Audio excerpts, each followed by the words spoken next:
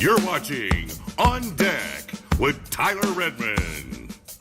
All right, I'm not going to make you wait anymore. We are live. We are here. It is On Deck with Tyler Redmond. Glad to be in the house tonight. Been a while since we have last seen each other. A lot's been going on with the Braves. Last time I made a video, I told you that the Braves were finding a new stride. They were finding a new life. And I think last night we're seeing just a little bit more of that spark that I think is still within the Braves clubhouse. And you don't necessarily have to agree with me. I know there's somebody out there that's going to comment, we're not there yet. This is not the team that's going to compete. Maybe not, but we have what we need. And it's funny that I say that because Alex Anthopoulos actually had a lot to say about this in an article yesterday. So we're going to talk about that here later on. But before we get started, I know you guys, have been following the notifications about when we're going to go live, and I appreciate you for that. I really do. A lot of you guys have been, Tyler, when are you going to go live? When are you going to go live? I promise you it was coming. It's here. It's been a busy couple of weeks. I'm graduating on Saturday. I'm working a lot more right now because I'm not in school.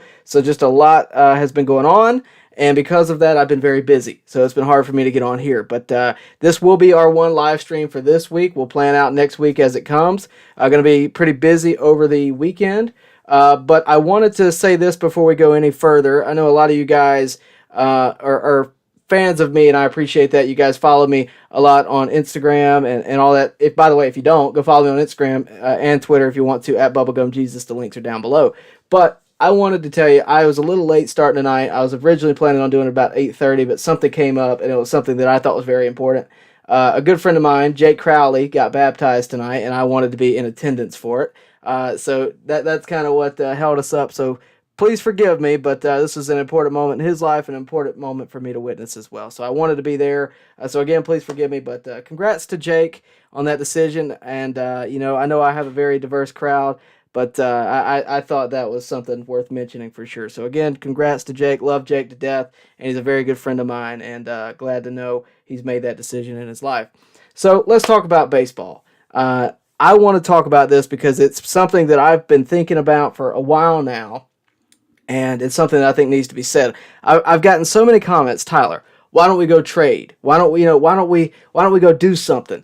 And I know why you're like that, because I'm like that. I want something to happen too. And I think for Braves fans, we saw what happened last year after the trade deadline. We saw a trade happen and it instantly made major effects, right? Eddie Rosario comes to the Braves. Major deal, right? We didn't know how big of a deal it was going to be, but it turned out to be. Jorge Soler, World Series MVP, right? We saw all these trade deals. I'll even say Richard Rodriguez in that conversation. We saw a major trade deadline, Adam Duvall, Jock Peterson, and guys that were so influential throughout the postseason and back half of the year last year that now we're in this weird state where if there's not a trade going on and the Braves aren't playing well, we're just expecting one to happen. It doesn't work that way.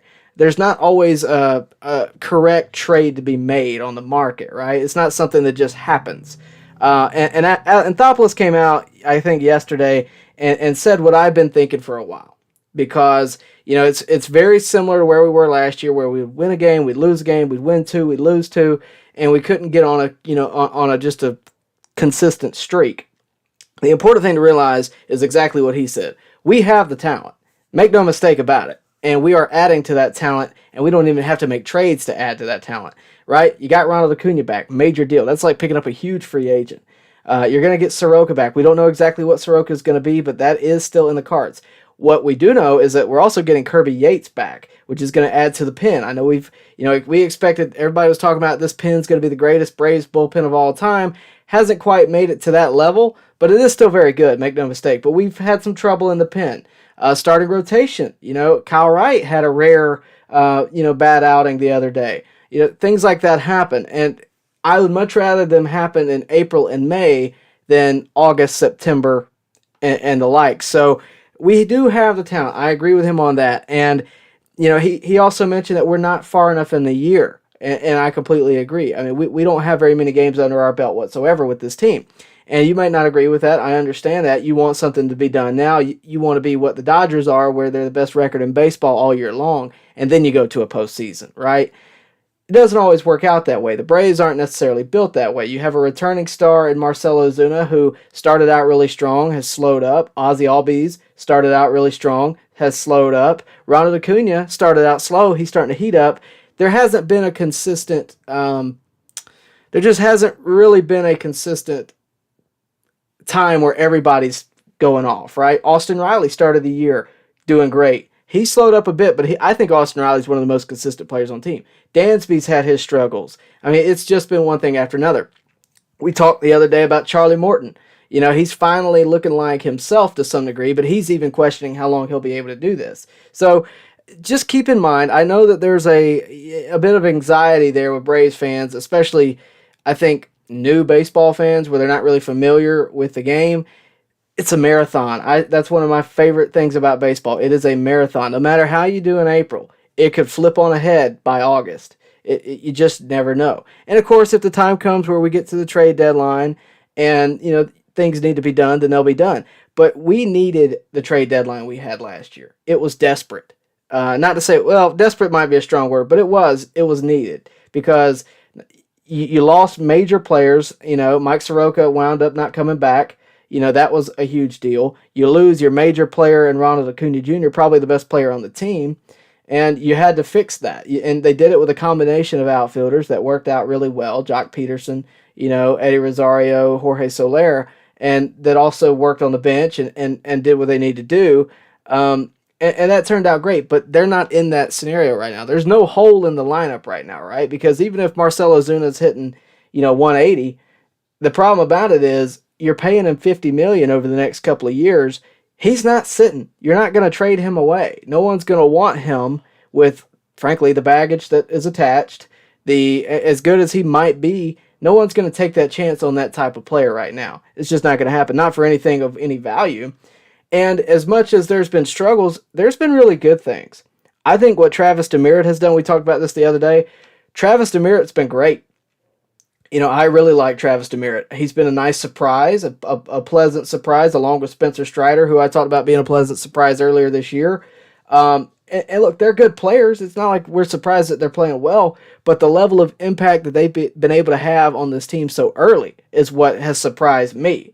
You know, Spencer Strider, I knew he was going to be good. I remember when we drafted him. I remember following his career at Clemson, right? This is a guy that, to no surprise, is good. I mean, when you throw 100 miles an hour plus, you're going to have success. But the level of impact he's been able to have consistently has brought up a lot of this conversation. Travis Demeritte, you know, the guy plays like he wants to be there. And that's something that I think a lot of the Braves lack right now. Not to say they don't want to be there. They do. But they don't play like it. You know, Travis plays hard, and it's just a different feel with him. And I like that about him. I think he's a great player. I think he also knows that if he wants to be in the Braves lineup on a consistent basis, he has to play that way. A guy like Marcell Ozuna doesn't have to play that way, not with the money he's making. But again, it's been fun these past few days. Obviously, with the Orlando Arcia walk-off homer the other night, that was great. Good job, Frenchie, for calling that. But beyond that, you know, I know it's been a struggle this year. You know, we're in second place. I think currently, unless the Mets won today, which I might have missed, the Braves are 6 games back. But, you know, as of right now, I'm not worried. You know, I went and looked yesterday at last year's standings throughout the year. I mapped it all out, put it in an Excel spreadsheet, and looked at it. You know, I wanted to know how far back did the Braves get last year? What was the lowest point for the Braves? And I want to say that they were right around 6 or 7 games back. I don't remember them being any further back. I did the math, you know, as far as I could get. But, you know, we're not in a point where it's disastrous. Last year was a different case because at the trade deadline, the Mets were in first place, so no sign of getting worse. And the Braves were getting worse. You know, they lost Acuna. We were at a bleak point. How many of you thought, you know, that the Braves would win the World Series based on what we had last year? I know I certainly didn't at the trade deadline. It was a nice surprise that they did. But they're a team that, you know, I think at some point you have to give them you have to give them the benefit of the doubt, and I'm going to do that. But, you know, we'll see what it is. Jonathan Collins, a friend of mine, thanks for tuning in, buddy. He drops a super chat, which, by the way, guys, if you want me to respond to you, I say this all the time, but it's true. If you want me to respond to you, the best thing I can tell you, is to drop a super chat that puts you first in line. Otherwise, you're going to go in order. We are going to start answering questions in a minute. Jonathan did not attach a question. He just put in a donation. I do appreciate that as well. Thank you, Jonathan, one of my good buddies down here in Columbus. I appreciate that a lot. Thank you very much, buddy. But yeah, so if you want your question answered right now, I'll be glad to do it with a super chat. And of course, that puts you first in line. So thanks again, John. All right. So, but beyond that, again, I know that the struggle is there, and I get that. I understand that. But as long as they don't get so far back that it's unachievable, I think they're going to be fine. The Mets are known for crashing and burning as well. But again, we'll see.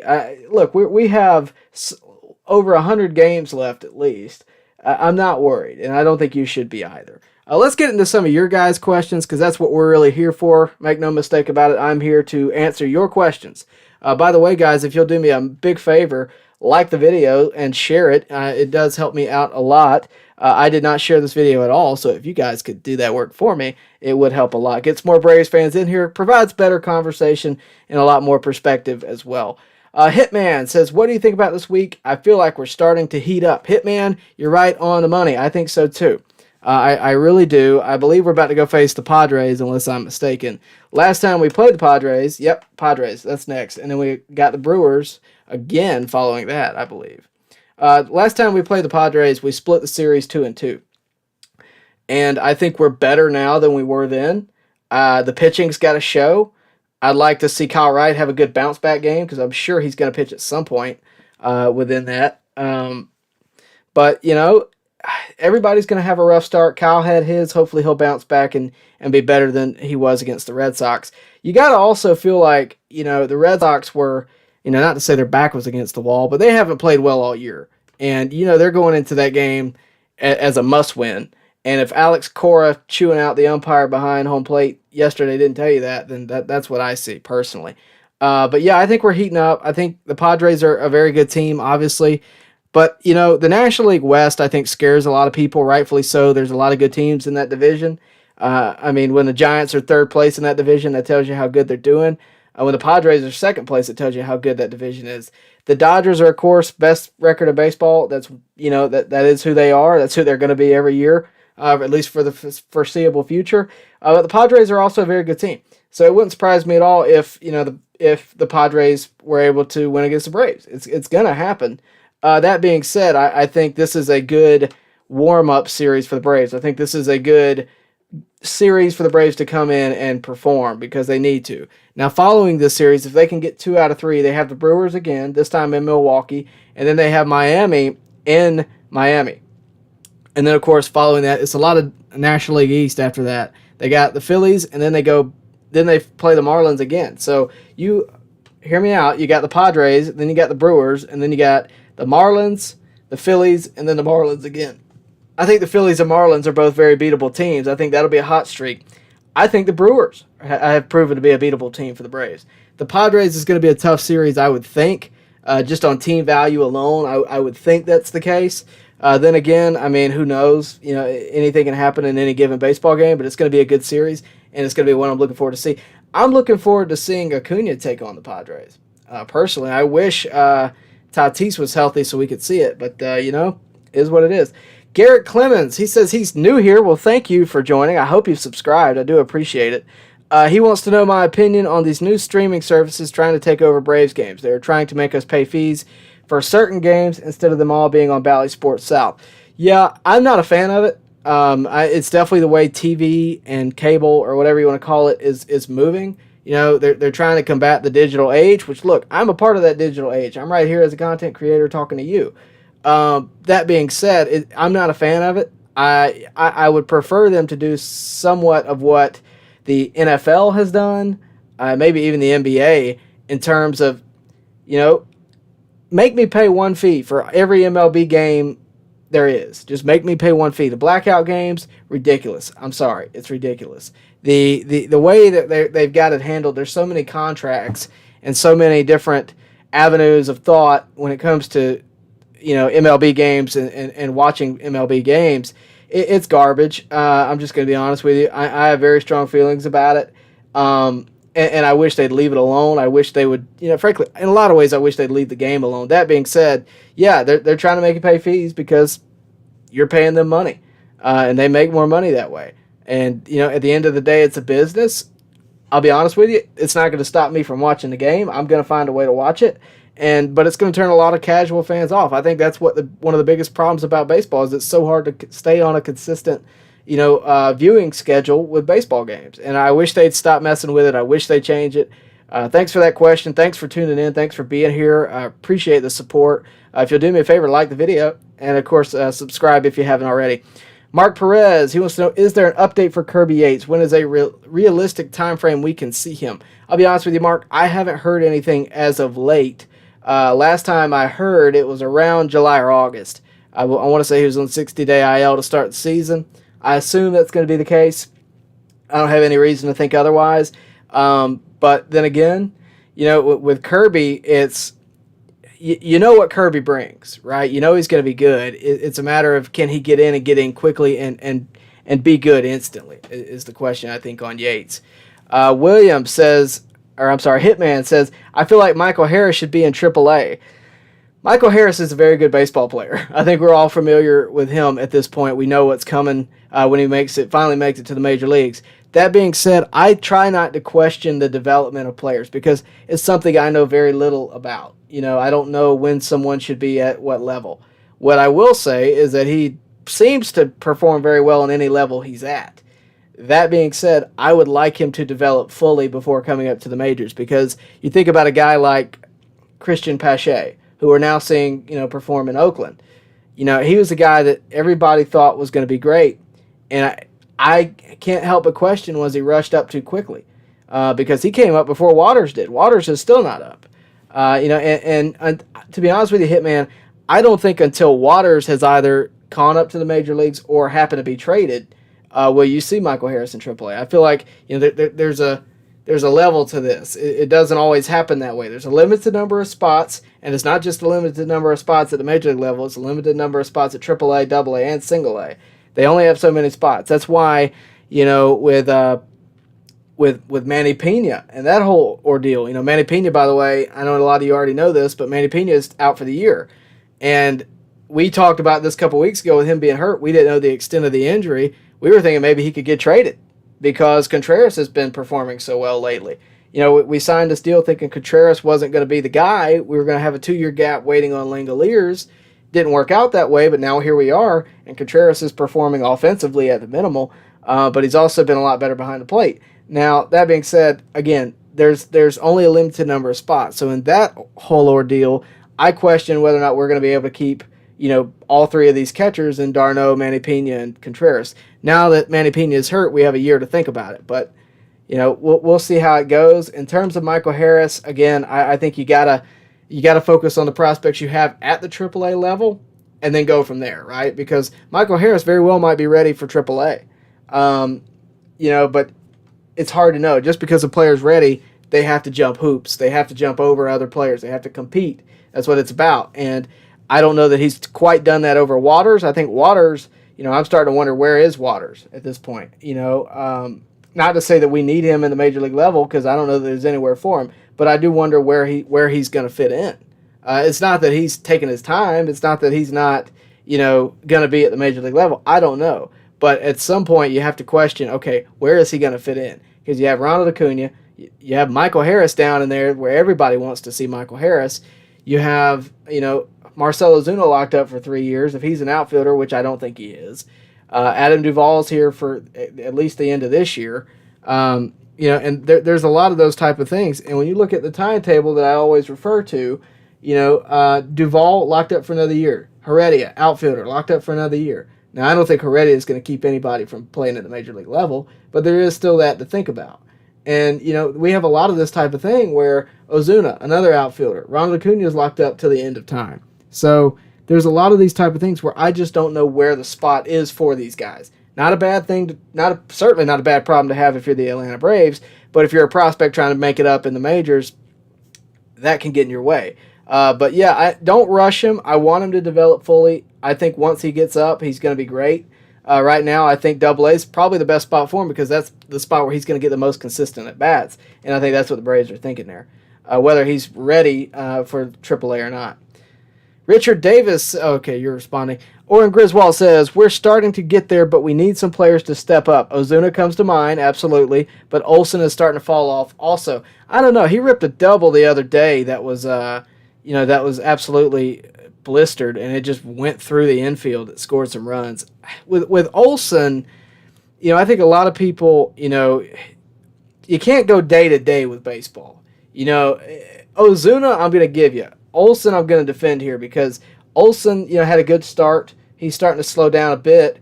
But I also think he's one of these guys that can absolutely go on a tear. I think Ozuna's that guy too. With Ozuna, I question it more because he had that year off. That's what I worry about with Ozuna. With Olsen, take one look at the back of his baseball card. I got a feeling this year's numbers is going to be better than last. That's how I feel about Matt Olsen. As much as I agree with you, they definitely need to step up. But at the same time, baseball is hard. It's a hard game. And it's hard for me to say that they specifically, Olsen needs to step up. Ozuna, I'll give you. Mainly because his bat is his game. And if it's not swinging, then I question it. With Olsen, you can at least say that his glove provides some, some worth there. Mark Perez, are you worried about Tyler Matzek's slow start and down velocity? I was till I saw his last appearance because the velocity was up. I want to say he got to 96.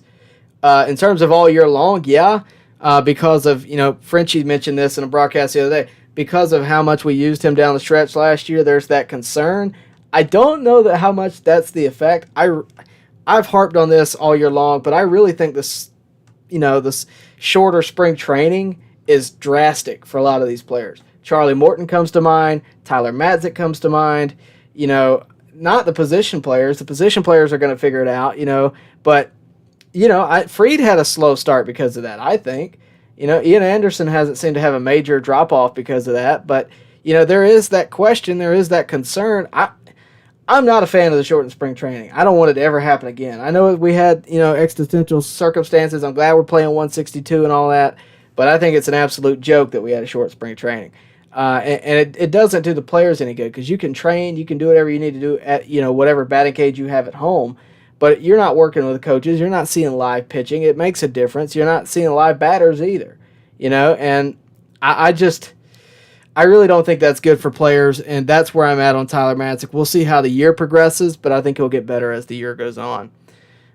Oren says, "Oh, thanks there. Appreciate the support, guys, for Jake. Really do."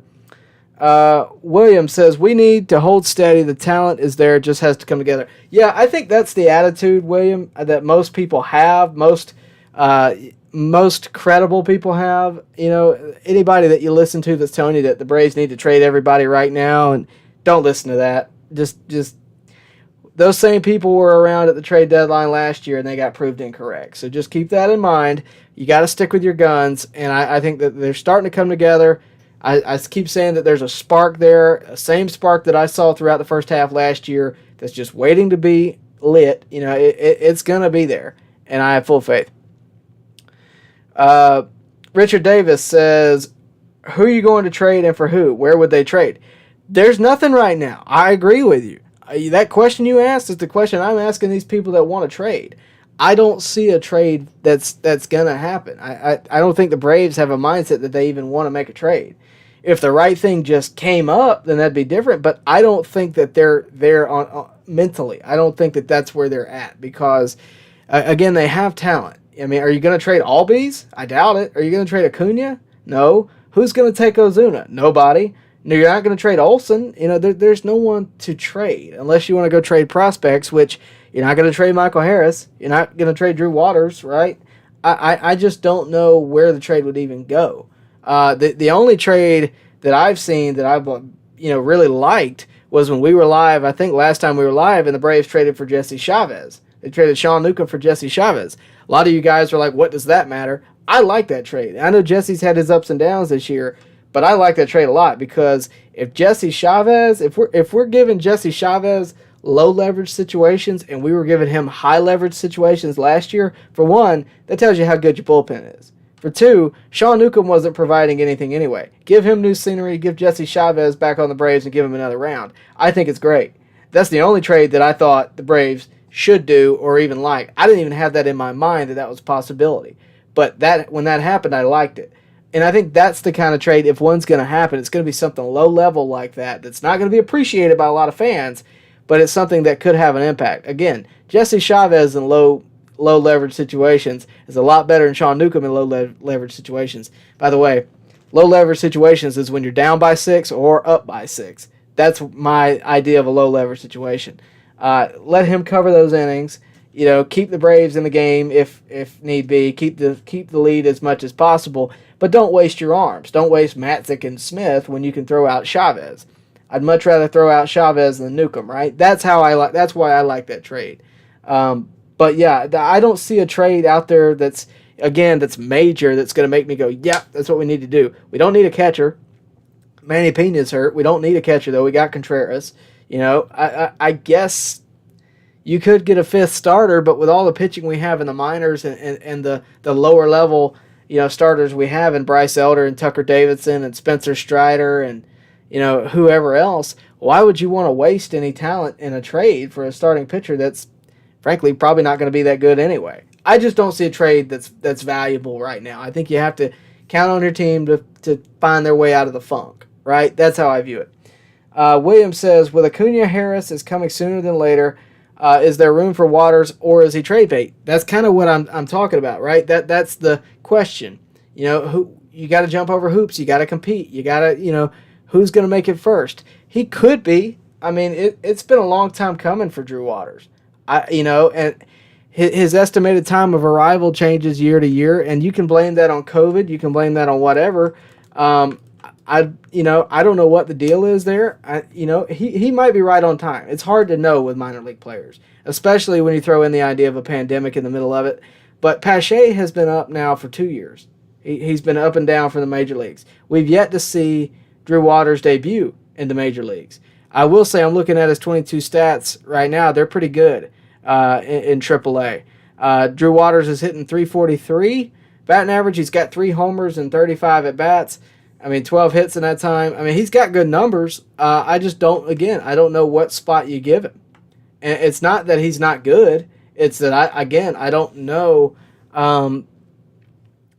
I just don't know where he's going to go because, again, in the outfield right now, you got Duvall, you have Acuna, and Travis Demeritte, and I don't know that he's going to play any better than Travis Demeritte because that would be the guy right now. You could argue Duvall, but I don't think so.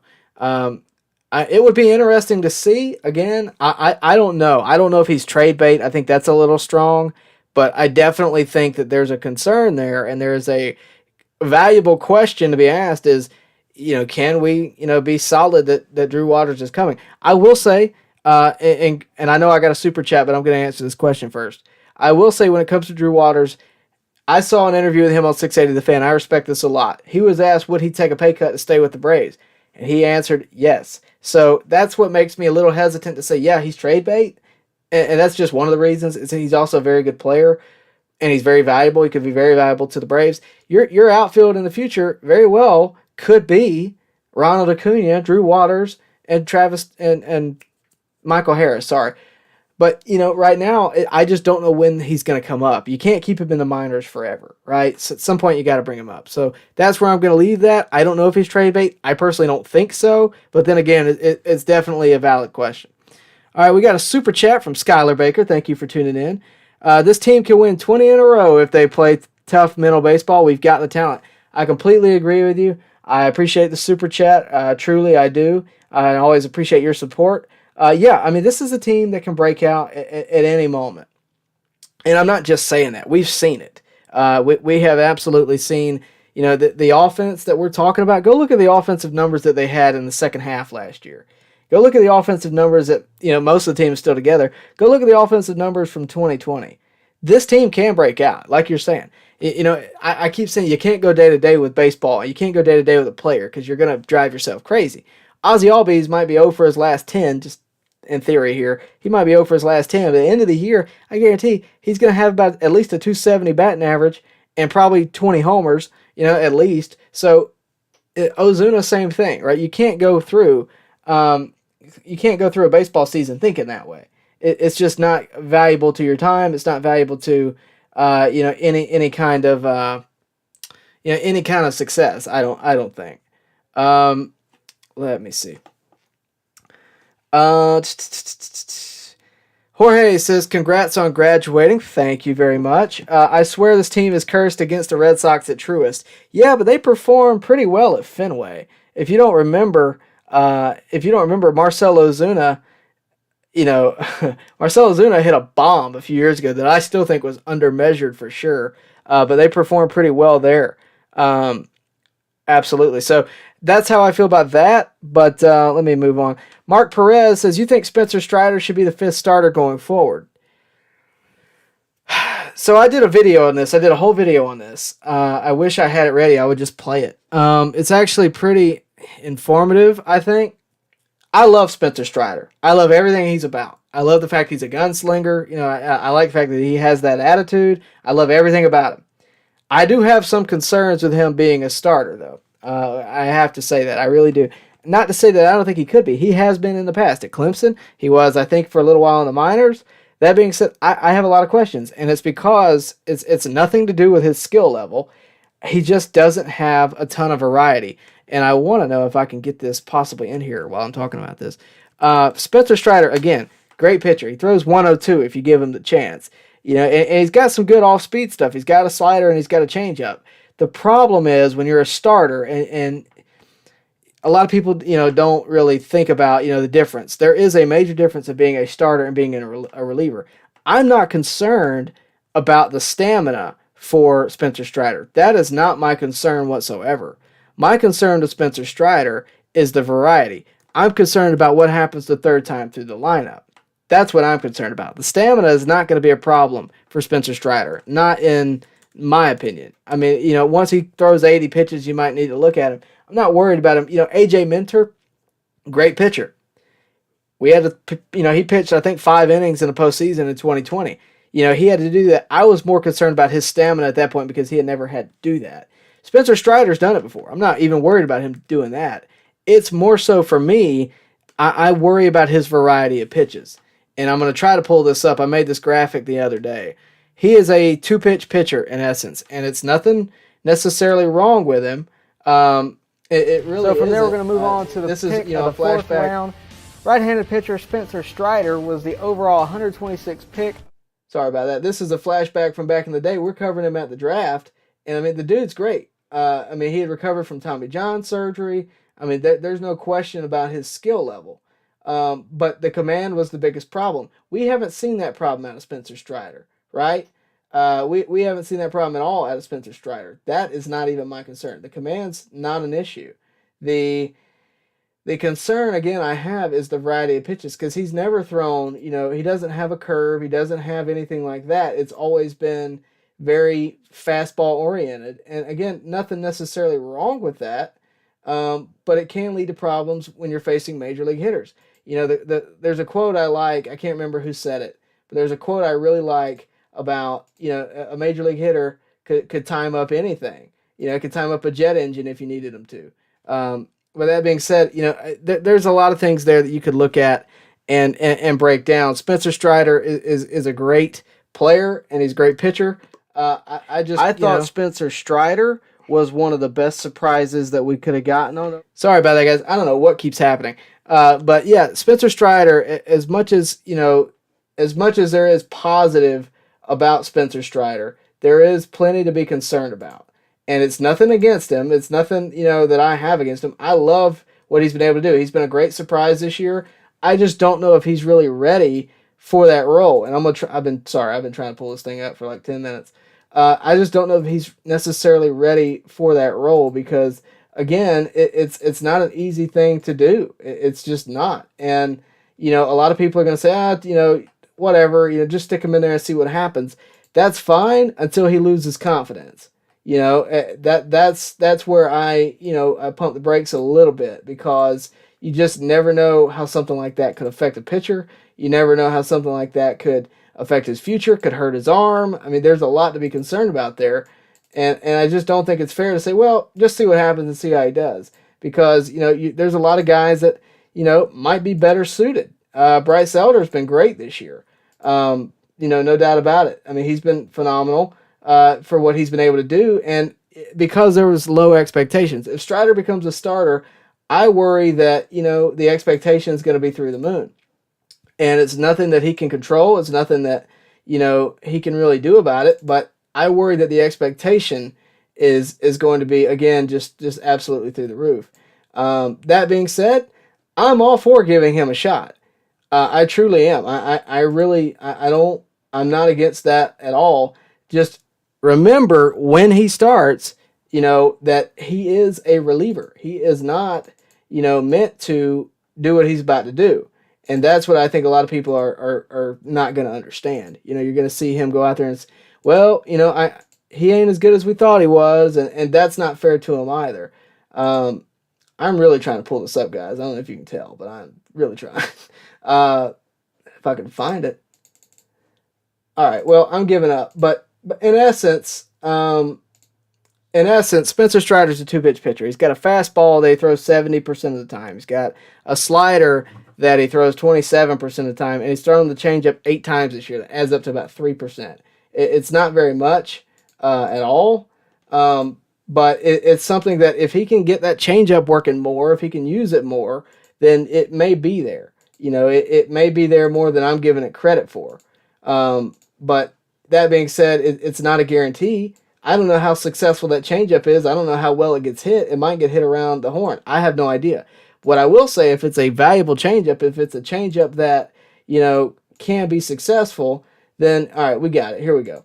If it's a changeup that can be successful, then I think it should be used more because look at that fastball. I mean, 102 throwing, right down the middle. I don't care if it's 105. It's going to get hit, at some point, especially the third time through the lineup. That's what I worry about. And I know I've been kind of rambling now, but just hear me out.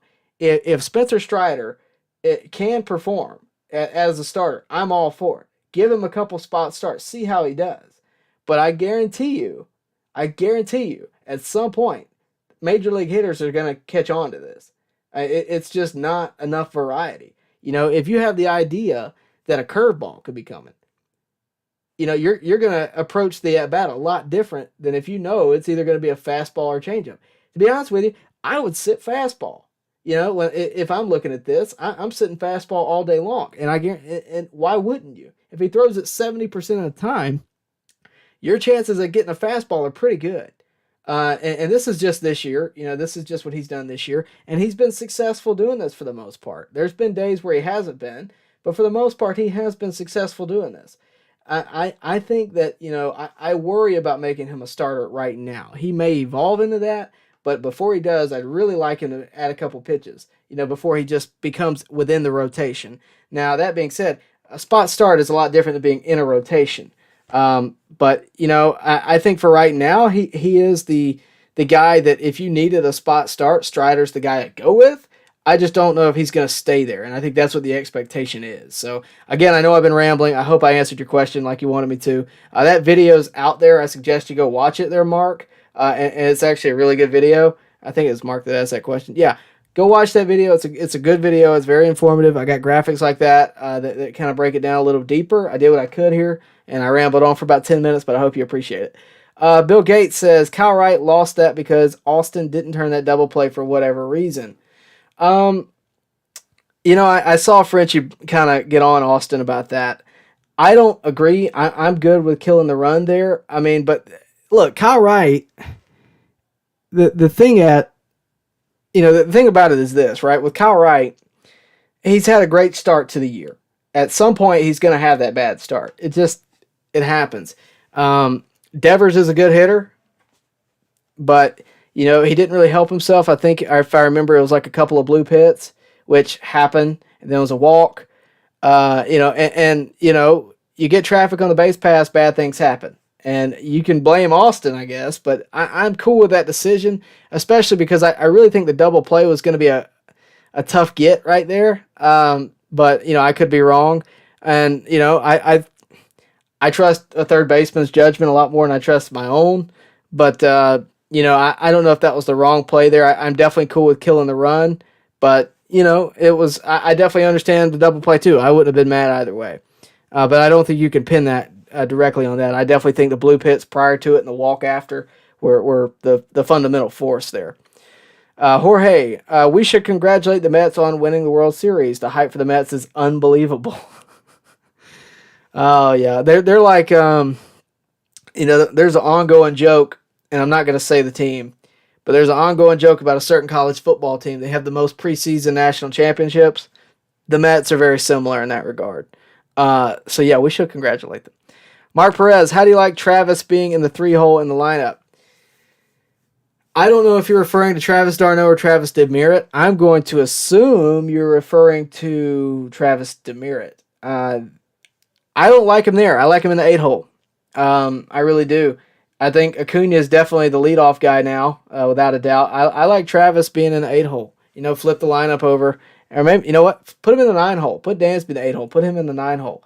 Get some speed on the base paths and let Acuna knock him in. That's kind of where I'm at with it. I think he's a good player.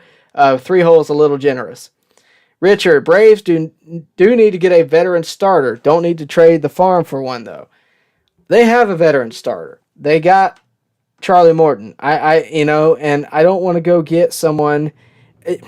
I just don't know a starter that's going to be able to be gotten. Like that. That's where I'm at with it. I just don't know a starter that the Braves are actually going to make an effort to get that's going to hold any value. Because I remember the days where we needed a starter so bad, and we went and traded some prospects who I don't know who they were anymore, but Robbie Erlin and Tommy Malone is what we got back, and they didn't last longer than 3 starts. I'm just saying, they're not. You don't always want to trade anybody for anybody. You have to take what you can get, but I just don't know a starter that's going to really make a difference. Oren Griswold says, I think Strider needs to stay in a long reliever role for now. I agree. As much as possible, I agree. If we make a trade, I'd love to see a starter on a struggling team. Luis Castillo comes to mind. Is he still, if I'm not mistaken, he's still with the Reds, correct? I believe so, yeah. So, Luis Castillo, I like Luis Castillo. Very good player. The problem with someone like Luis Castillo, like you're mentioning on a struggling team, is there's going to be a lot of outreach to that struggling team at the trade deadline because teams are going to need starting pitching. Starting pitching is always valuable. I just don't know that the Braves really have the bargaining chips anymore. I mean, you could trade a Michael Harris and get a Luis Castillo, but you're going to have to do a lot more than what we're comfortable with.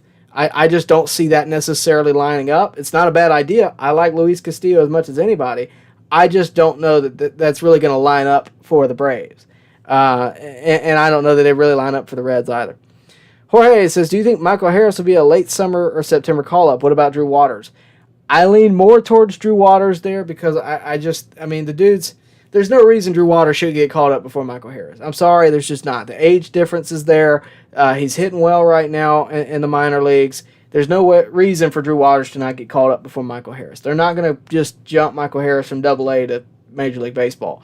That being said, late summer, September call-up is a lot more likely for someone like Drew Waters, especially if they extend the rosters again like they have, previously and that kind of thing. I think he could maybe just be on the bench, because I don't think he's going to overtake a spot in the outfield this year. But if Travis Demeritte somehow diminished, and wasn't playing like he has recently, I don't think that's going to happen. But if that was to happen, Eddie Rosario's still out, Drew Waters may get the call. Drew Waters has got to prove that he's Major League ready, not that, not only that he's Major League ready, but he's better than, the players that are currently there. That's the tough part, because they only have so many options. They only have so many things. And to be honest with you, they might not want to pay him whatever he's going to make when he gets to the Major League roster if he's not going to perform at a Major League level as soon as he gets there. That's how I view Drew Waters at the moment. That being said, it's hard to know. It's hard to know what's going on in the minds. He's got good stats. I mean, again, no reason that shouldn't be the case, but we'll just have to see. Richard Davis says, as long as the Braves don't get to 10 games out at the All-Star break, they will be fine. But they will be in one... I don't know what you're saying there. I think we're going to be fine, guys. I mean, a lot of people really thought that the Braves might as well trade Charlie Morton last year. They thought that we should trade, any of our veteran players, a lot of those guys that were just, 1 or 2 year deals. They thought we should just trade them all and start from the jump again. And, we saw how that turned out. So I agree with you, Richard. I don't think we need to get 10 games out. I don't think that's going to be the case. They got a long time to bounce back, even if that happened at the moment. If they're 10 games out of the All-Star break, we're in trouble. I do agree with you there. Jorge says, Braves have a tough stretch right now. There is an easy stretch that runs from the end of May all the way to the middle of June. Yeah, I believe that's what you were talking about. We're playing a lot of the National League East teams, and I agree with you there. Mark Perez says, we just need to make the playoffs to get a chance. That's all the Braves need. And the good thing about it is that they extended the playoffs. So I'm not even worried about the Braves. Y'all aren't going to like when I say this. I am not worried about the Braves making the playoffs. I'll stand by that. I'm not. Now, if something drastic was to happen and something to go wrong, then don't hit me up in a year from now with hindsight saying, because I'm sure you agree with as many teams that are going to be in there, it's going to be hard pressed for the Braves not to make it in there in some capacity. They need to play better than they're doing right now, but there's, again, too much talent, on the field for them not to make a run. You can't convince me that they're not going to make it. But a long way to go. Things happen. But it's going to be tough for me to say that they're not going to be in there. Mark Perez, do you think Acuna will lead the league in stolen bases by the end of the year? I think he's going to try to. I don't know who's leading the league in stolen bases right now. Hang on, I might be able to find it for you.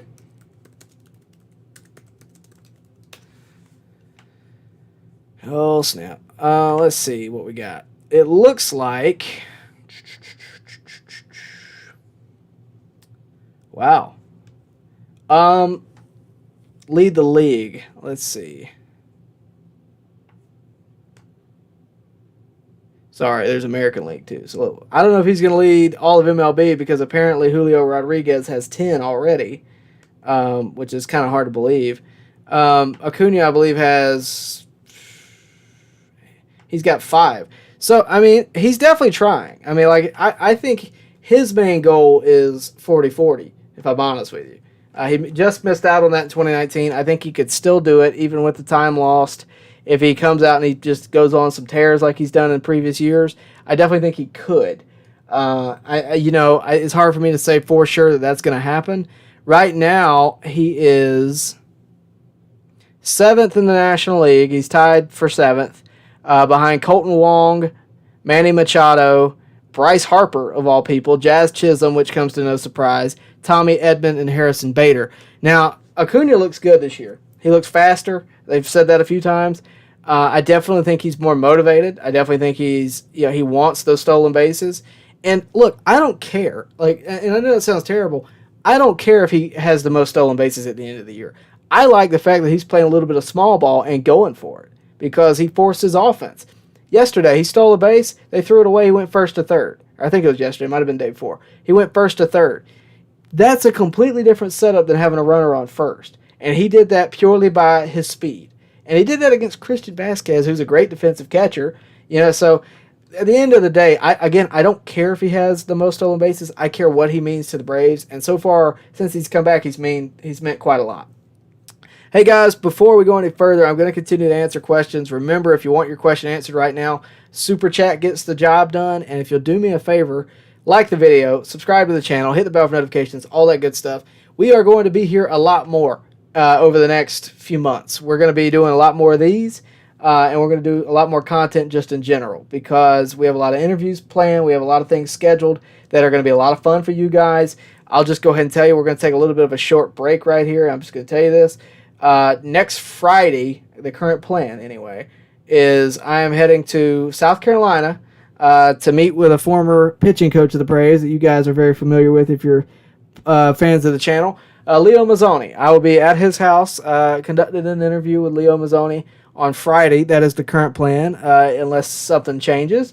But that's going to be uncut, for the most part, unless we need to. Uncut. It's going to be no time limit, and I'm just going to pick his brain. Now, if you want something answered by Leo Mazzoni, what you can do is below any video, there is a super thanks bar. Okay, it's brand new to YouTube. I don't know how many of you know about it. It's brand new to YouTube. Put your question there. Drop a super thanks. I don't care how much it is. Drop a super thanks. I appreciate the donation. I will do my best. I can't guarantee if you ask something crazy, but I will do my best to get those questions answered for you. If not in the interview, I will get them answered in some capacity for you. That is how you can do that. Again, super thanks on any video. I will see it. It'll notify me. I'll get it. I'll write them down. I'll figure it out. If I don't put it in that interview, what I'll do is I'll ask if there's enough of them, if there's 10 of them, I'll ask him off in another video, and I'll just upload fan questions for Leo Mazzoni in a separate whole video for you guys. And I'll put your tag, I'll put who you are, I'll do all that. But that is the current plan for that. We have some other interviews planned as well from folks around Braves country that you guys all love and are familiar with. But again, that's the one I'm looking forward to right now. That's, again, going to be done on next Friday. I don't know when it's going to be edited and put up, but it is next Friday. So put your questions in before I do that. He's a great mind of the game. He's a great ambassador for the game. He's one of the best pitching minds of all time. He's a great resource for me to have. I plan to ask him about a lot of the current Braves, a lot of the former Braves, but there may be something that you just want to know, and I'll be sure to get it done in some capacity. Jorge Sapero says, Dodgers are playing the Phillies. Hopefully the Phillies lose 3 out of 4 or get swept for some space. I'm not really worried about the Phillies. And that's something that a lot of people don't like me to say because they think I jinx it, I guess. I haven't been worried about the Phillies ever since they started spending stupid money because I don't think it's something they can get away from.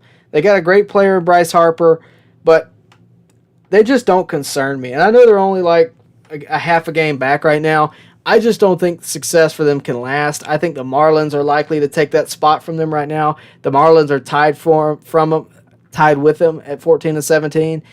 And when you're playing like that, I know the Braves aren't playing a whole lot better right now. I just don't think they have the talent level. And I could be wrong. I just don't think they have as good of a front office. I don't think they've made good decisions. And to be honest with you, I don't think they should be rewarded with wins. And if all goes correctly, I just don't think so. Now, granted, the Nationals are a dumpster fire right now, but the Phillies aren't far above them. The Marlins are at least on the way up. The way the Phillies have gone about running their organization, I don't understand it. And look, I'm not perfect. I'm not, some great mind. But from a common sense standpoint, I don't get it. Why would you outright spend what you're calling yourself stupid money on players not even built for the future? I don't get it. I don't get it. I don't understand it. That being said, it'd be nice if they lost 3 out of 4. Let me see. Garrett says he liked and subscribed. By the way, guys, like and subscribe like Garrett did. Thanks for that, Garrett. Hope you'll be around for the next live stream and any live stream we do after that. Jorge Sapero says, do you think it is time that the Braves try to extend Max Fried? I don't think that's someone the Braves should take a gamble with in free agency.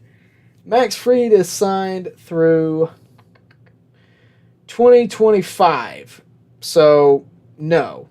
I think we got a couple of years. I think 2024, you might start wondering about that because remember, everybody wanted Freeman to sign and re-sign like a year prior, right? And by the way, guys, we might have added somebody to this list by now. I haven't updated it. This is from about a month ago, but even then, it's got Fried on it. Fried finishes up in 2025 with the Braves as of right now on his contract. I don't think it's time to extend. I don't. I think, maybe 2023, really 2024, if in a perfect world, is what I would do. But we'll see. By the way, guys, breaking news. Sorry to interrupt this conversation that we're having, but Phillies outfielder Bryce Harper has an elbow tear. That is from The Athletic. I don't know. I can't read this right now. Supposedly, he won't be able to throw for 4 weeks. But he will be a DH. So that's some Phillies news. We've been talking about the Phillies. That's some Phillies news. Bryce Harper will not be in the field for 4 weeks. Don't know how much of a deal that is. He's known for his bat anyway, but I think Max Fried's good till about 2024. To answer your question there, Jorge. Bill Gates wants to know. Oh, sorry, y'all are having a whole side conversation in my chat. I'm just kidding. Tyler says AJ Minter is this year's Tyler Matzik. Hold on now. You just hold on. Tyler Matzik is still Tyler Matzik. I think we got time for him to see some success. I really do. That being said, AJ Minter has looked very good this year. Jesus says he's going to the game tomorrow. I'm going to be honest with you guys. I have not been able to get to a game this year. I've been so busy with graduation and everything else and work that I haven't been able to. I'm going to get to my fair share, make no mistake, even if it's in postseason. But I have not been able to get to a game. So that's going to change at least by June 24th. I know I'm going June 24th. I'm going with some coworkers. So we all took the day off and we're going up there. So if you want to see me at a game, June 24th, it's a Wednesday game, but we're going. I'll be there that day, and I'm sure I'll be at my fair share aside from that. Haven't been able to go to one yet. I plan to though, and we'll get there when we get there. But yeah, I'm looking forward to my first game this year. So have fun, Jesus, and hope to see you at one later this year. Jameson says, what's up? He says that was an awesome walk-off yesterday from Orlando Arcia. Yeah, absolutely. A great walk-off. Any walk-off's a good walk-off, but that was a fun one to watch. Let me see. Jorge says, AJ Minter is among the best relievers in baseball right now. Jansen has also been incredible.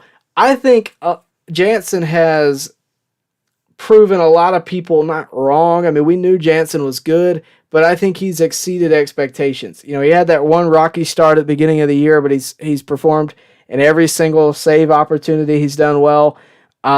He's been legit. He's been as advertised. And, it may be even better than advertised. And I'm happy to say that. I mean, everybody was questioning how much money he was going to make and all this. So it's good that, he's come out and had the start he's had. Hopefully he'll have the finish that we want to. Richard Davis says, spring training was short for everyone. Players whine about spring training being too long. Now they're whining it was too short. Position players, Richard, typically say it's too long. Freddie Freeman used to say it was too long.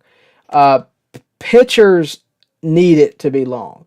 I really do believe that is having an effect. And you can, I get it, these guys make millions of dollars to play baseball. I get it, but you can't convince me that this is not having an effect across Major League Baseball. And look, some of the pitchers aren't having an effect, but I think specifically with Charlie Morton, I think with Tyler Matzik, in terms of the Braves, I think those two are the ones that are finally starting to get out of that funk. But I think that funk was caused by not only a short spring training, but different baseballs.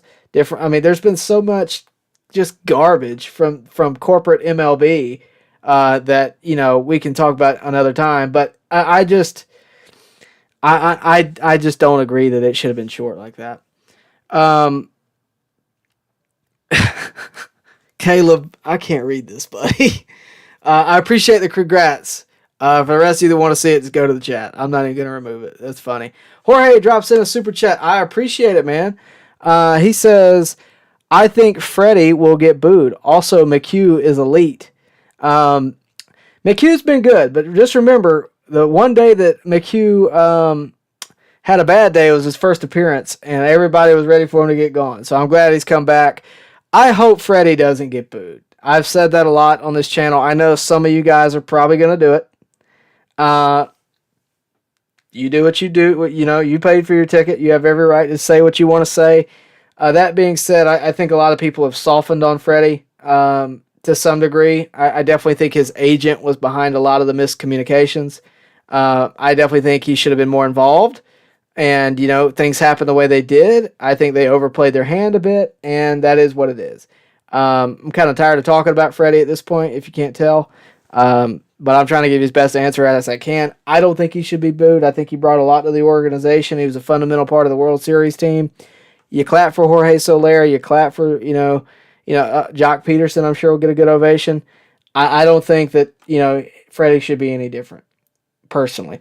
Bill Gates says, anybody watch the Ronald Acuna Jr., Ozzy Albies, and Marcelo Zuna have epic home run derby on the baseball on the Fanatics View channel? Acuna is the power of superweights, like Judge and Stanton. He's got that power, but he doesn't pull. He doesn't pull everything.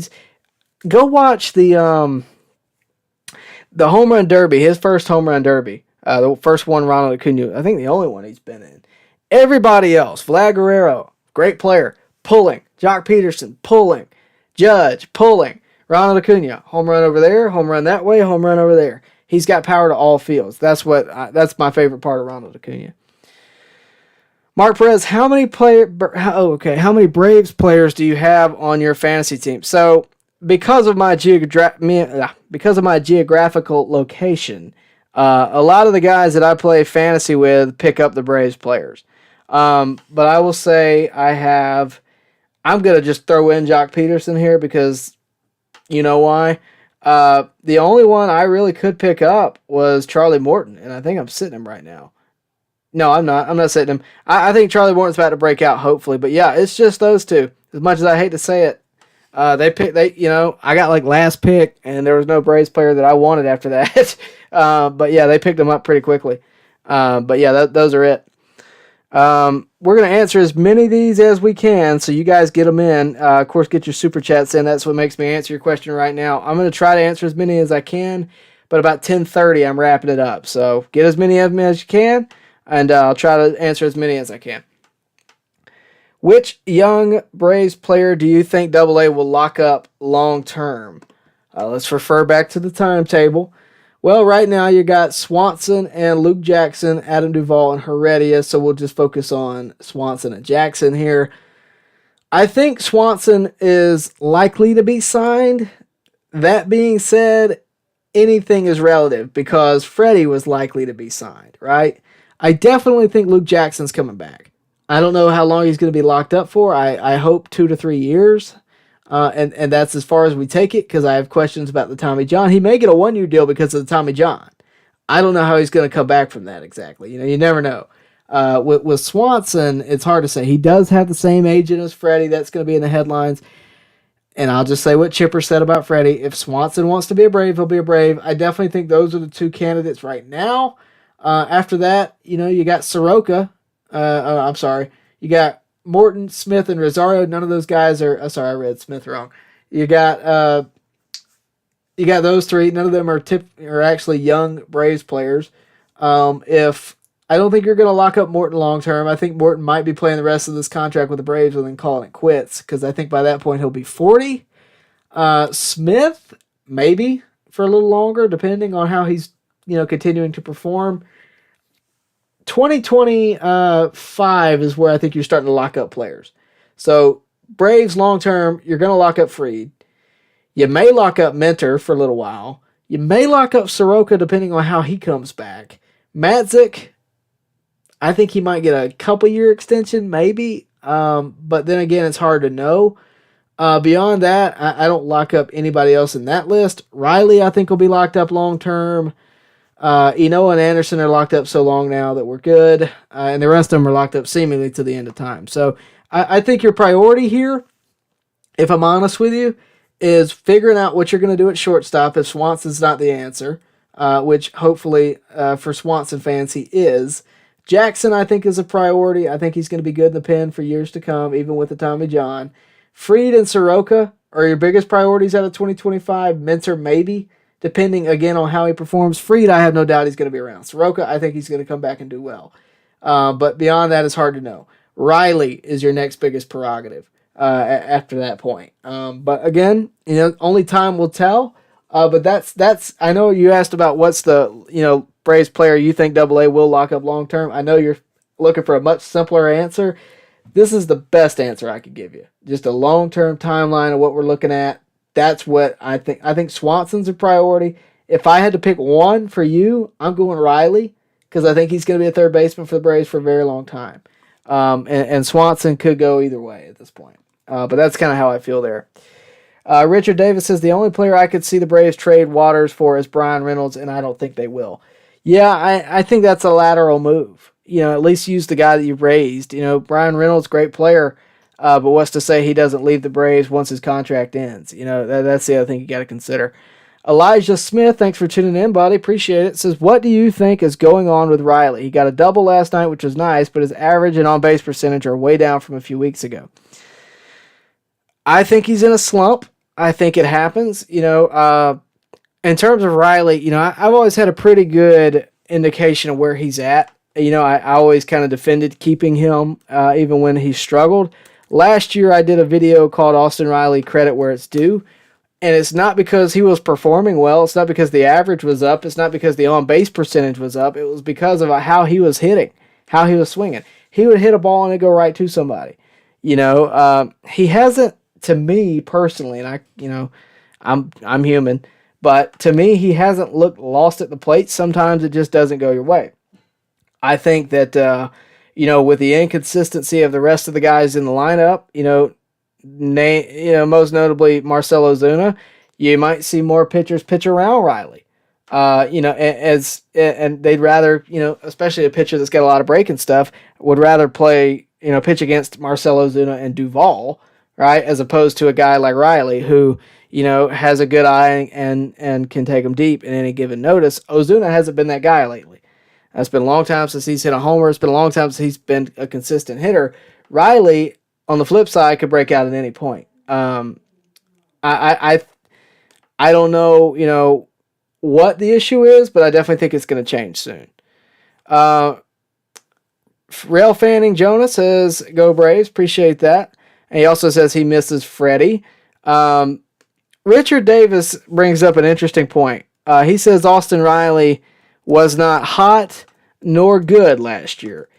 Now, Richard, I don't know if you know who you're talking to, but I'm a big Austin Riley guy. I like Austin Riley a lot. I think he's a very good player.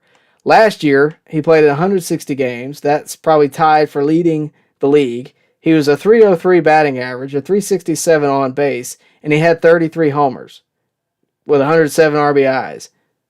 He also won a Silver Slugger. I don't know what numbers you're looking for, but I think he did pretty well last year. I think if he did what he did last year, this year, we'd all be very satisfied with his performance. So I don't know. Maybe take another look at the baseball reference. I don't know on that one. Helen, good to hear from you, man. Skylar Baker says Acuna should not hit leadoff, especially since this team isn't consistent right now. It looked good because we were winning. He's the best slugger on the team. The only thing about that is, if you remember, you got to shift the lineup at some point, right? If it continues like it's going, you got to shift the lineup at some point. But if you remember, last time they took Acuna out of the lineup and put him in another spot lineup, rather, he didn't like it. And they put him back in that leadoff, and he went on that tear. So sometimes it's about the person. It's not so much about the baseball logistics, as much as I hate to say it. It's not always about that, and I think we'll see. In terms of him being the best slugger on the team, I don't deny that. He's definitely coming into his own right now, but at the same time, players go through hot and cold periods. Riley's in a cold one, Ozzy's in a cold one, Ozuna's been in a cold one for a while, but it is what it is. We'll see. I don't know. Hitman says, did you see what happened to William Woods? Yeah, last I saw, he was day-to-day with an ankle injury. That's the last I saw. Hopefully he comes back and is able to perform sooner rather than later. Helen says Riley and his wife had a new baby, so he might be tired from not getting sleep. He might be, but didn't he hit a homer like a day after the baby was born? So who knows? I definitely think he's, like you said, he's going to be okay and get hot. Jorge says, wouldn't Strider be the fifth starter until Soroka comes back and then just go back to the bullpen? As much as I'd like to say yes, as much as I would like to say yes on that, the thing about it is I don't know if Strider can last that long because, to be honest with you, I thought Bryce Elder was a much better fit as a starter, and I really like Strider in that Strider in that long relief role, especially in close games where we don't have a lot of our guys, working well, in the pen, and we need to save the pen. He's a guy that can do that. But then again, I don't know. I think ultimately it's just so hard to say, man. I mean, it really is. I don't know. Let's see. Sorry, I'm trying to catch up. When it comes to Strider, I recommend going to watch that video. I really break down my concerns. That's really all it is. I don't mind Strider taking the fifth starter spot. I just have concerns. If it happens, I'm all for it. Let's just see what happens. Let's take it a step at a time. Jorge says, Tyler, does the Mark Teixeira trade give you nightmares? Who was that for again? I can't remember. I know we traded a ton. Okay. The Braves sent shortstop Elvis Andrus. Yeah. Jared Saltalamacchia. Left-hander Matt Harrison. Right-hander Neft Feliz and Bo Jones to the Rangers. Yeah, that was a bad one. I don't really want to talk about it. That was a bad one. I remember that one pretty well. Most notably Elvis Andrus on that one. Greg Clendenning says Darno hit third the other night. Must have been asking about him, not Demeritte. Yeah, I assume so. I don't know. I couldn't pick.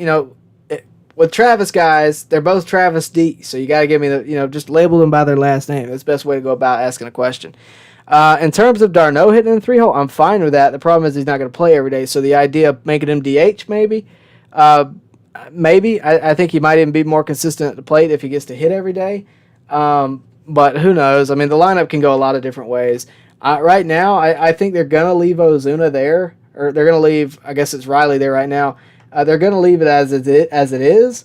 But I think Riley's going to be, I think Riley's going to break out as well. I would prefer d'Arnaud in like what's he at? Like he hit third the other night. I'm okay with it, especially if somebody's in a slump. But I think the natural lineup would go Acuna, Olsen, Riley, Ozuna, d'Arnaud, maybe even Duvall in that spot. That's kind of how I view it. Jeff Berry says, I think Ozuna needs more at-bats before he's good and locked in, and for him to stop trying to go yard every at-bat. That's his biggest problem, man. Until he shortens up that swing, I love him for it, and I hate him for it in the same regard. He tries to go yard every at-bat, and to be honest with you, I think he's guessing right now. That's his biggest issue, but until he stops trying to go yard, it's not going to change. Nick says he just joined in. Appreciate you joining in, even if it's late. He says, I hope this question wasn't already asked. Is Waters finally ready? Does it make sense to pull him up and allow Duvall some left field time? Not a bad idea. The problem with that is you lose Travis DeMeritt when you do that, at least every day in the lineup. You might put him on the bench, but, I mean, there's only 3 spots in the outfield, and you're not going to take Acuna out. Like I said, you don't want to take Duvall out. DeMeritt's been so hot lately. I think you ride the DeMeritt wave. You see how that goes. It may be that, he goes another month and then he falls off. I mean, you never know, right? I think you got to ride that wave. You got to go with who's hot because DeMeritt's been very good lately, and he very well may fall off. I mean, but for a guy like him, I mean, DeMeritt's one of these guys that could be a postseason hero. And I mean, I'm just being real with you. He's one of those guys that could be an Eddie Rosario type figure. That being said, it's not something that you necessarily want to just say, okay, we're waiting on what he does in the postseason. But, I mean, the dude's hitting 271. I don't know what the rest of the Braves are hitting on top of my head, but I know Riley's not hitting 271. Granted, it's been more appearances. But, he's got 3 homers in 48 at-bats. And, I mean, the dude's got speed. I mean, we saw him hit it inside of Parker. He's not a free agent till 2028. This is a guy that could be very good, a very, very good player. He might not be Drew Waters level, but, it's not necessarily a guy you're rushing out the door either. I think Duvall might be, I don't want to say this, but I think Duvall might be better served taking minor league time than DeMeritt. DeMeritt's had his minor league time. He's good. This is his best he's going to play. Duvall could use some time. I mean, he did it a few years ago in Gwinnett. I'm not saying it's going to happen. I think Duvall could break out in the majors tomorrow. That being said, DeMeritt looks more focused in at the plate than Duvall does right now. In terms of Waters, it's not a question of if he's ready. It's a question of how much could he impact the team. There's a lot of variables that go into pulling somebody like him up. You want to make sure it's done right. You want to make sure it's done well because this is a guy that you could have for years. He could be a major figure on the Braves. And sometimes players force their way up. Austin Riley forced his way up a few years ago. That's what I remember is, back his rookie year, hearing about the rumors of, just hearing about Austin Riley, hearing about what he can do, what potentially he was able to do with so-and-so and so-and-so, him having 30 homers in the minors, whatever. It was craziness. It was one thing after another with Austin Riley, and that's great. That's wonderful. Sometimes that happens. Other times it does not. And right now it's I don't know. Personally, Corey Carter says he wishes that the Braves would bring Leo Mazzoni back today. Me too. Maybe not even as pitcher coach. Just bring him back. Give him a role. I'm all for it. He's not that old. I promise you, he's not. He's very knowledgeable of the game. He's got some strong opinions that I'm going to let him tell, not me. Caleb Cox says it could be cool to see Mad Bum in a trade. Maybe a fresh start for him and the back end guy or long relief. Speaking of Mad Bum, I don't know any other time I'm going to comment on this, but did y'all see the craziness of him getting checked the other day? It was stupid. Just absolutely, I don't know, ridiculous. Obviously, Major League Baseball does what they do, and that is what it is. I don't even know that umpire on the top of my head, but what a goof. What a goof. That was just a joke of an umpire job. We'll see. Miguel Frica's tuning in. He says, "Hey Tyler, the main problem of the struggling Braves offense is the lack of players and high on-base percentage. I would rather see Pache play center field than Duvall." I don't know if I necessarily agree with you there, because I definitely think, here's the thing, right? With Pache, you can say what you want. It got us Matt Olson. And if we're not going to get Freddie, we're going to get Matt Olson. That's something you got to take with a grain of salt there. I definitely think Pache would be playing in the majors for the Braves right now if that trade didn't have to happen. That is what it is. That's something that the Braves had to make a decision on. But we'll see how it plays out. Miguel says, if AA didn't sign Freeman, then it doesn't make sense to sign Swanson. I'm just saying. I'm right there with you, Miguel. The only thing about it is if Swanson takes that hometown discount, because he's a serviceable shortstop. There's no problem there. He gets better every year. I don't know if he's got the ability to ask for Freddie type money. If he does, wish you best in your future endeavors. Nothing wrong with saying that. I don't know what the case there is, but we'll see how it plays out at the end of the year. I think if you don't see an extension before the end of the year, you got cause to be worried. Sorry guys, work emails. I don't know. Jorge says, I don't see the Braves committing more than $100 million to a streaky player like Dansby. I agree. He'll be a Braves hero forever for Game 4 of the World Series. As much as I agree with you, I don't know that I'm $100 million with him. Maybe if it's a 6-year contract for $100 million, that's the only thing I can see. And even then, you're betting on a long time. I just don't see. I don't like those deals. Matt Olson's a little bit different. Acuna's different. Ozzy's different. Like you said, Dansby's streaky. I don't know if I want to give him a 6-year deal, and I don't know if I want to pay him any more than $20 million a year. I'd prefer to pay him less than that. Skylar Baker, do you think Judge stays healthy all year? Seems like he's not injury prone anymore, which is rare. Anything can happen. Who would have predicted Acuna getting hurt last year? Anything can happen. Yasuki Knight tunes in. He says, I really hope that Mike can come back. He has so much potential to be a superstar pitcher for the Braves for years to come. I think so too. And the funny thing about it is it's no problem with his arm. That's why I'm not worried about Soroka. A lot of people are worried about Soroka. It's not like his arm's messed up. It's his ankle. As long as he can land, that's fine. William Matson says, what do you think Fried's stats will be at the end of the year? Cy Young contention. It's hard because with Fried and Cy Young contention is going to be hard. Kyle Wright's got a better chance at the moment. Fried, those first few starts, man, that I don't know. It's a long ways to go. I definitely think he'll get some votes, I would assume, but who knows? That's for the end of the year conversation. But I appreciate the question, William. Hope you subscribed. I think you're a new name. Skylar, get out of here with that. That's funny though. Elijah, how is Harper still hitting with a tear in his elbow? Agreed that I am not too worried about the Phillies. Elijah, the only thing I can tell you, and y'all are going to laugh at me, I got a really bad shoulder injury a few years ago. I couldn't move my arm higher than about that right there, so I couldn't throw. I remember going to play church league softball. I could not throw to save my life. I couldn't do it. I would play outfield. I would catch a ball, and I would toss it with the glove to somebody else to throw it in. I could not do it. That being said, I could still hit. Lateral movement was fine. It's that vertical one that gave me trouble. That's the only thing I can think of. I don't know how an elbow affects that, but I know my shoulder did. I'm no doctor. I'm just telling you from my experiences. It can happen, I guess, but even then, I don't get it. I don't know. Hitman says we should play Orlando every day. Where? I'm not even being smart, Alec. I'm curious where. I don't see him playing shortstop. I just don't know where we'd play him. I think him off the bench like the other night was great, but I don't know where we'd play Orlando. He's not going to play over Dansby. I want to know where you want to play him.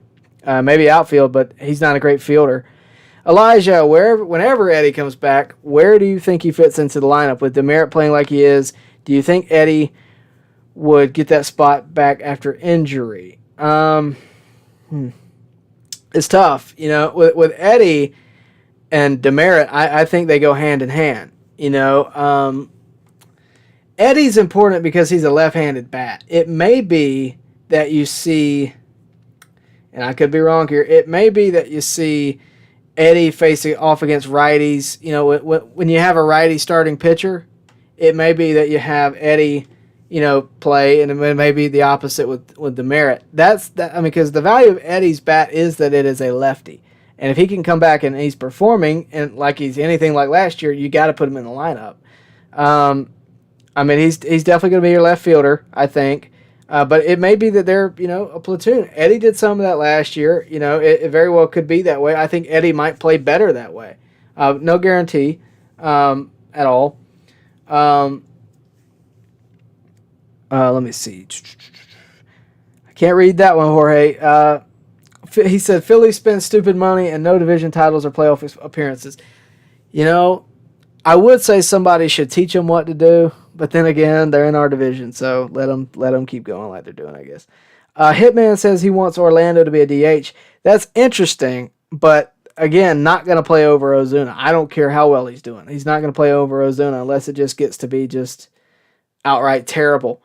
I just don't see that. Jorge says Phillies failed their rebuild. The Braves didn't. That's because the Phillies tried to buy their rebuild. Look at the Yankees. The Yankees, they could buy whatever they wanted. Doesn't mean they're going to be a good team. It used to be that way. That's a very old way of thinking. It's not that way anymore. Teams are smart. They, even small market teams, Look at the last few World Series champions. Right?